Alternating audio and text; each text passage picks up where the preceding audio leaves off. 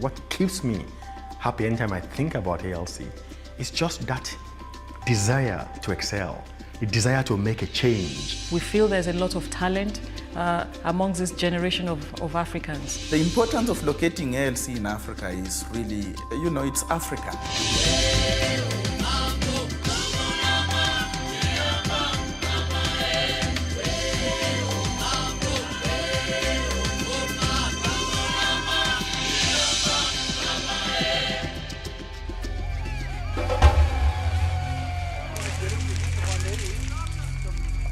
We have seen the plethora of armed conflicts that have been unleashed on the continent of Africa. We know that for the future of the continent, we need to prevent those conflicts. I think when Africa is rid of corruption, then the continent can develop in a much better way. Unfortunately, a majority of African leaders seem not to appreciate the enormity of trust that is bestowed on them by their citizens. God willing, I will be back. Leaders should be more accountable to the people, should be rendering selfless service. We're not getting much of that.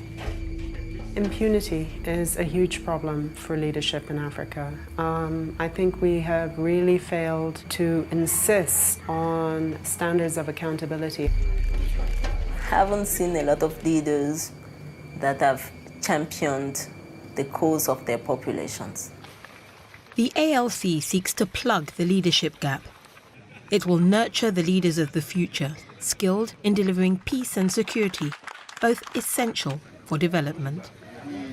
Millions of young Africans are really yearning to make something happen for themselves, for their communities and for their countries. We can tap into the talent to really create a knowledge base and a community of young people who think differently about the continent and the kind of change they want to make happen on that continent. That is different across the We may have very many problems in Africa, but they are not insurmountable. And the solution is not coming from outside. The solution is coming from us. It's coming from them. It's coming from me.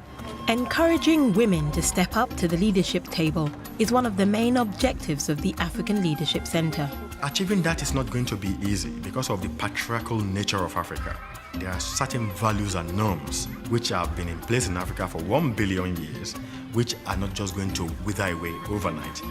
Part of the thing we want to do at the ALC, African Leadership Center, is to be able to expose our fellows, especially women fellows, to all these values and to be able to arm them with the knowledge of being able to challenge some of those values. They can come in, having done amazing work trying to reconcile families, communities at the base, provide services at the base, influence peace processes at the base, but no exposure at all to really the arena where decisions get made.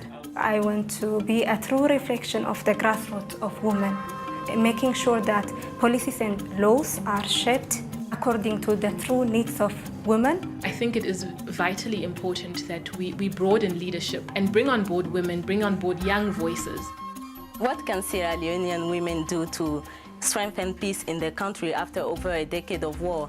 What about South African women and the fight against HIV/AIDS? These issues are what the peace and security training is all about. Putting theory into practice is fundamental to the aims of the centre. The role of mentors is pivotal to achieving this goal. We made the decision to also move into the area of... Some of our mentors have worked in the African Union, in the United Nations.